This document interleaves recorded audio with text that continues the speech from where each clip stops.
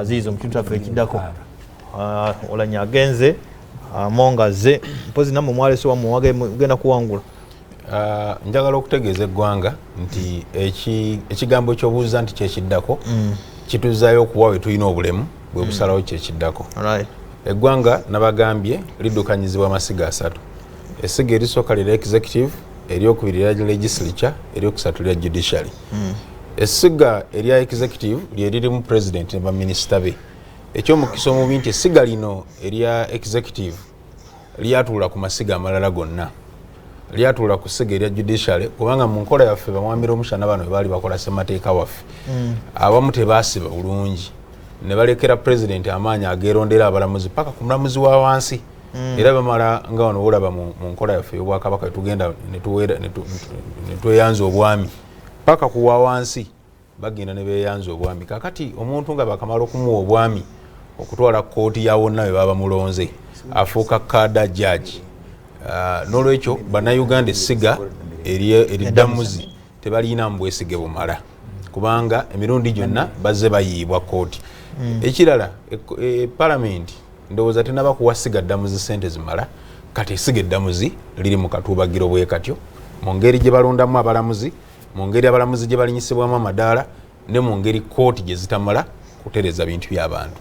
Kati essiga eri executive eri abantu baali esonyiwa kubanga mu kalulu kwe twakamala okubeeramu twamaliriza tugamba nti ono ali mu ntebe tawangudde bulungi. Ne baminisita gundi ne gundi nabo tetukkiriziganyiza nabo bulungi. Ne kabineti nnene nnyo. Eggwanga lirina obuzibu by'ebyensimbi. Kakati essiga bannayuganda lyokka lye tubadde tutunulire tubadde tulinako amaanyi ly'essiga erya legislature eryaffe mwentuula. Kyokka ate essiga mwentuula ekisinga okulifuula ery'amaanyi oba erinaffe yakubiriza kubanga akubiriza yasalawo kiki kye mwogera, yasalawo order paper bw'enaabeera. Kankuwa ekyokulabirako eggwanga we twogerera ewiiki singa kansooke ngaleka ngende mu myezi ng'etaano emabega bakwata omubaka Sseggirinya ne munene babakuba mu kkooti. Speaker ne deputy speaker obugambo bwe bayogera bwali tebumala ne bakirekaawo. Nga bamaze okugamba speaker ne deputy speaker nti twagala tuyingire mu nsonga z'ababaka bano, president n'avaayo n'agamba nti aba n'ebya bbeeyiro bino twagala biveewo. Era abatukulembera mu Palamenti ensonga eyo bagyesonyiwa. Ne bwe muwandika petition ne bwe mugireta ku ya Palamenti ku kyabbeeyiro bakyesonyiwa. No si kyabbeeyiro ekyokugoberera ababaka bakulembera nti kati ekyo tekivuddeko. Ekyokubiri kati emiwendo gy'ebintu giri waggulu. Amafuta baatugamba nti ebimotoka bya covid kyekyabiremesa okujja n'olwekyo amafuta galinnya kati bijja. Palamenti negamba nti anedda mulekeraawo katukwate ku ssente mu musolo abantu mbakebere bwerere ebimotoka bijje amafuta tegakkanga. Kakati akubiriza olukiiko lw'eggwanga olukulu yalina okugamba nti anedda bannange mu ab'executive tetukyabitegeera mujje mukomewo wano twogere. Kati sipiika yenna abanga tali independent eggwanga terigenda kutambula bulungi kubanga abantu ba bulijjo amaanyi gaffe gatuli mu ssiga lino. Ekyokubiri kyekifaananyi kya Palamenti. Nze ndi mbaka wa Palamenti mbadde nva kwogera wano ne mwami Kiwanda nti bwe mba luli nali mbeeranga ne siringi 10 mu nsawo kati ate mbeera na -2 mu nsawo bukyanga mbeera mu byobufuzi zakendeera zewali obeera nazo zanzigwako kati ntambulira mu credit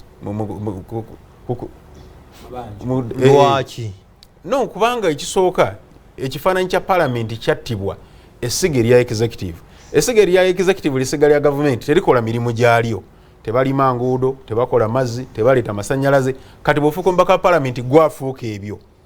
Era president n'asiiga ekifaananyi nti Palamenti efuna ssente nnyingi nnyo abo abantu bonna ne bajjawo gwagula ambulance nga anti waliwo obwetaavu kubanga bali tebakikola. Kati abantu balowooza nti Kabateeke anasobola okugula ambulance. Kati weetaaga omuntu akubiriza essiga lino nga mulambulukufu nga muyimirivu agambe gavumenti nti nga Asumaani basalirwa agambe gavumenti nti kino mukikole mu butuufu bwakyo, nga Biteeke agambe gavumenti kino mukikole mu butuufu bwakyo. Ekifaananyi kya Palamenti kifa tulowoozebwako ng'abantu abakubi ba ddiiru. Omuntu watunulira Ssekabira nga ayitawo alowooza mukubi wa ddiiru yakola ki yayitawo era alowooza nti nina ssente nnyingi, kitali kituufu.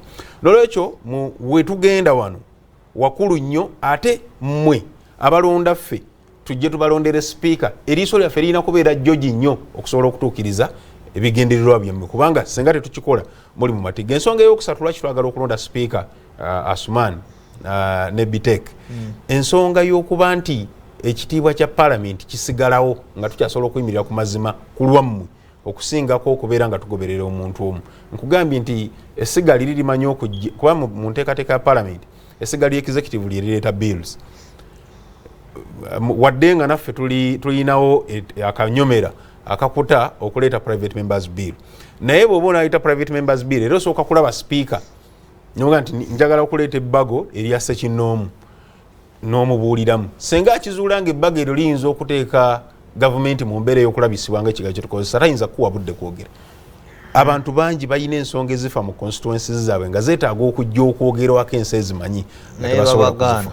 Ekirala ekisembayo ate ekisinga no anti nkugambye nti bw'omala okulaba speaker yasalawo oba onaayogera oba toyogere. Enkola entuufu yandibadde ku floor ya Parliament n'oyimirira nga tamanyi na kyogenda kwogera n'okyogerera. Naye kati baakuggyako independence y'okuteesa obutereevu.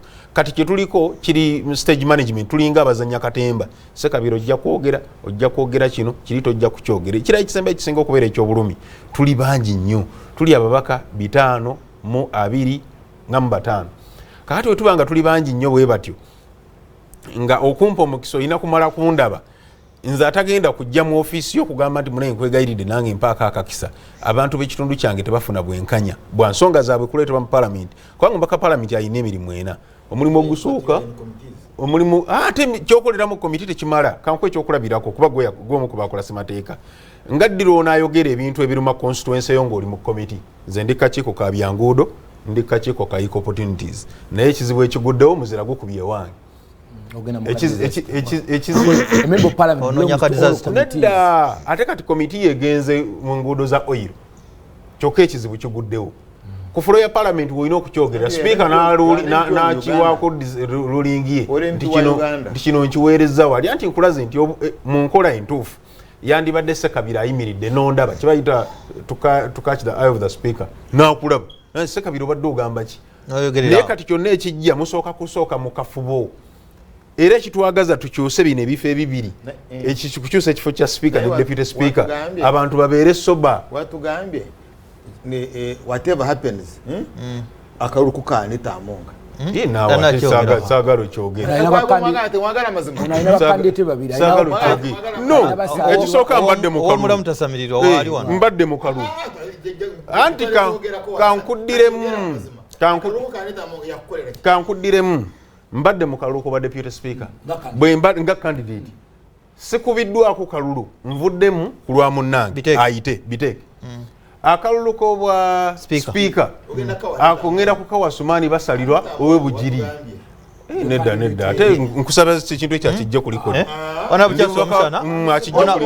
onagenda okulonda tomorrow akalulu gamba nti oyagala waga campaigningira Mongo nedda Ssekabira alina candidate ya Asumaani basalirwa ate temujja ku TV obadde onywa busera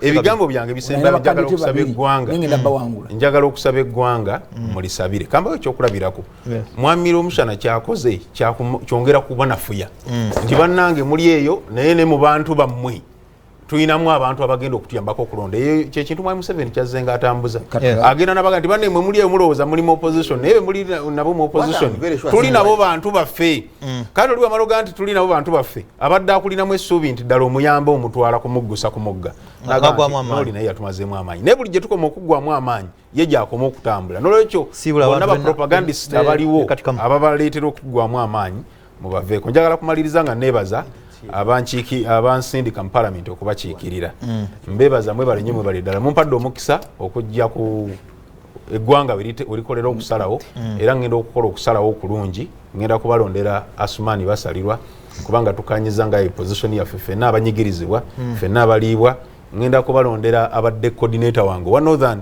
kubanga okusooka yabadde ta express nze interest yes tumaze kulaba nga national reconciliation biri mwami Omusana byasoose okwogerako mwami Otunubi yali alabidde ewala ebyetaaga okuddamu no wadde nga Ssekabira ekifo wandikyagadde wadde nga abanoopu ffe tulina majority okusobola okukiwangula ekifo katukkirize tukiweemu naffe tusobole okugatta eggwanga.